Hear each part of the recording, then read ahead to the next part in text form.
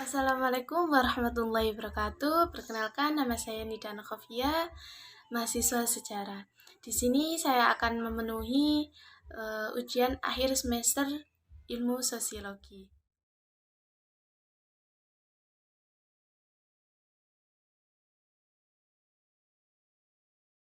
Ada beberapa soal, yaitu 1. Deskripsikan 7 unsur kebudayaan pada tempat tinggal sekarang, lingkup desa atau kelurahan.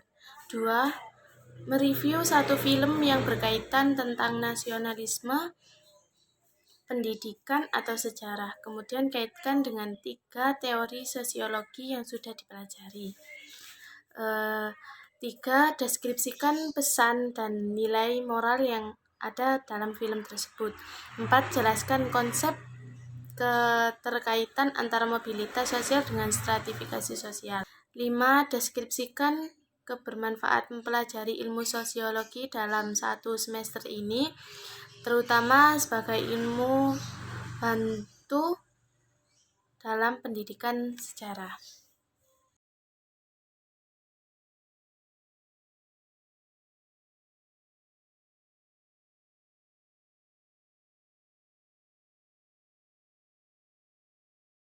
Saya akan mendeskripsikan unsur kebudayaan di lingkup desa saya.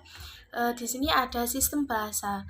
Dalam bahasa mereka menggunakan bahasa Jawa dan bahasa Indonesia. Tapi yang sering digunakan dalam sehari-hari yaitu bahasa Jawa.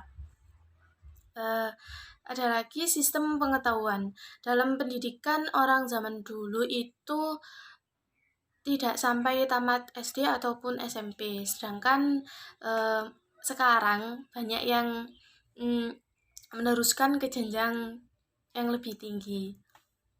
Terus ada unsur religi. Di lingkup desa saya itu rata-rata semuanya sudah memeluk agama Islam.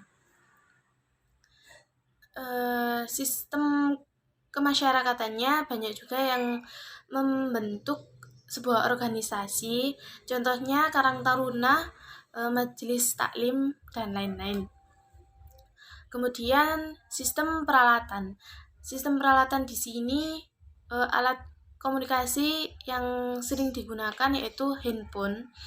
Semuanya sudah mempunyai alat komunikasi ini dan banyak yang menggunakannya juga. Dan alat kendaraannya itu berupa sepeda motor dan mobil dan bentuk-bentuknya lain gitu. Kemudian mata pencarian di sini ada yang bekerja sebagai petani, terus tukang bangunan, terus juga ada yang bekerja pabrik, dan juga ada yang masih banyak profesi yang lain. Terus ada kesenian.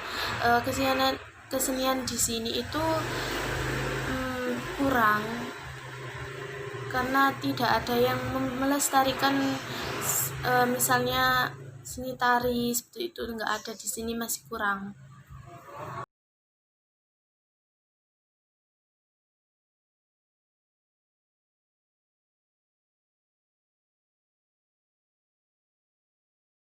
Kemudian di sini saya akan mereview film yang berkaitan tentang nasionalisme, pendidikan atau sejarah. Saya memilih film Jenderal Sudirman. Di sini saya akan kaitkan dengan 3 teori sosiologi, yaitu pertama teori konflik. Teori konflik ini film Sudirman menghadirkan konflik parsial yang dilahirkan oleh keinginan menguasai. Artinya baik Republik Indonesia dengan sistemnya maupun Kerajaan Belanda dengan kolonialnya memiliki keinginan untuk mendapatkan tempat secara mutlak dalam satu area yang sama. Konflik parsial sebab sebagai dari pribumi ingin menguasai Indonesia dengan sistem yang berbeda. Kemudian tatanan sosial. Di sini Jenderal Sudirman dengan tim kecil yang terdiri dari tentara dan dokter pribadinya yang memulai perlawanan gerilyanya ini. Yang terakhir pengendalian sosial. Pengendalian sosial di sini ada usaha Jenderal Sudirman dan tim kecilnya untuk memenangkan perang melawan Belanda yang akhirnya Belanda menghentikan agresi militernya dan mengakui kedaulatan Republik Indonesia secara utuh. Dan Jenderal Sudirman mengembalikan pemerintahan darurat militer ke pemerintah yang sah di bawah pimpinan Soekarno-Hatta.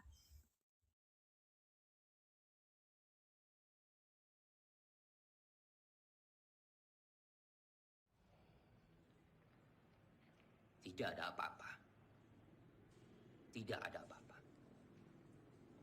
Sekarang lebih baik Dimas pulang dan mengasuh. Dewondo, antarkan Dimas pulang. Harap dijaga dengan baik. Jangan suruh dia keluar. Sebentar lagi saya akan melakukan sidang kabinet. Dan saya akan memutuskan.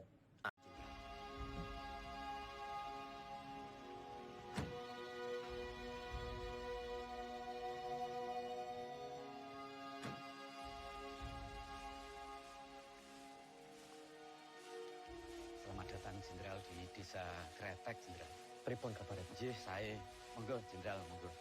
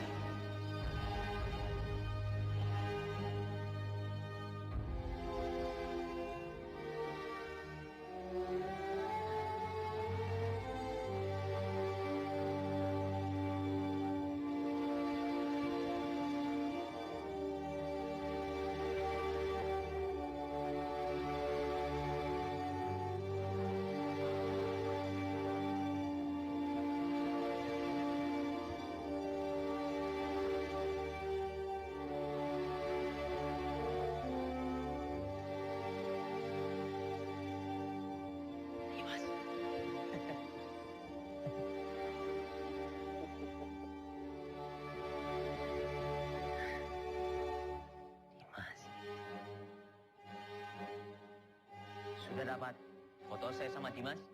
Terlalu cepat, Pak. Ulangi ya. 1, 2, 3.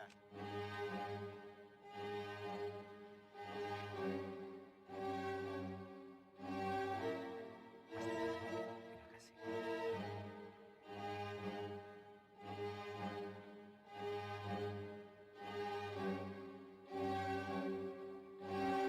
Bapak, saya serahkan pemerintahan militer kepada pemerintahan sipil yang dipimpin oleh Soekarno dan Hatta.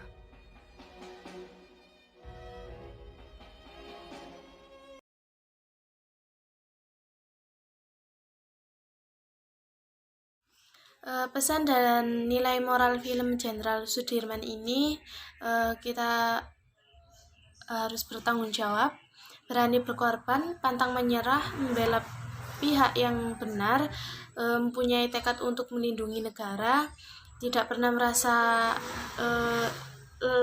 itu susah, tidak pernah berhitungan.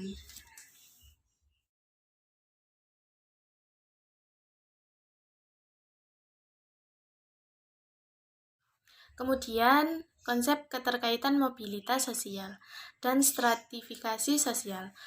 Di sini mobilitas sosial artinya adalah perpindahan status dalam stratifikasi sosial. Mobilitas sosial mempunyai kaitan atau hubungan yang sangat erat dengan pelapisan sosial atau stratifikasi sosial. Arah gerak mobilitas sosial ini dapat secara horizontal maupun secara vertikal, ke atas atau ke bawah. gerak sosial lebih mudah terjadi pada masyarakat terbuka karena lebih memungkinkan untuk berpindah strata. Sebaliknya, pada masyarakat yang sifatnya tertutup, kemungkinan untuk pindah strata lebih sulit.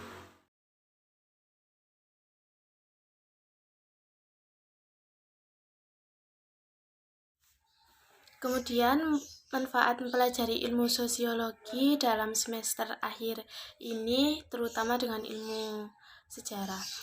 Ilmu sosiologi ini membantu saya memperoleh pengetahuan mengenai beragam bentuk interaksi sosial, norma, tradisi, dan keyakinan yang dianut oleh masyarakat.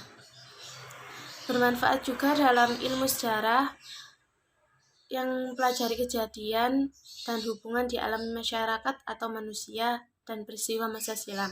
Karena ilmu sosiologi ini juga mempelajari tentang manusia dan perhatikan masa silam juga. Itulah jawaban dari soal ujian akhir semester ilmu sosiologi ini. Saya pamit undur diri. Wassalamualaikum warahmatullahi wabarakatuh.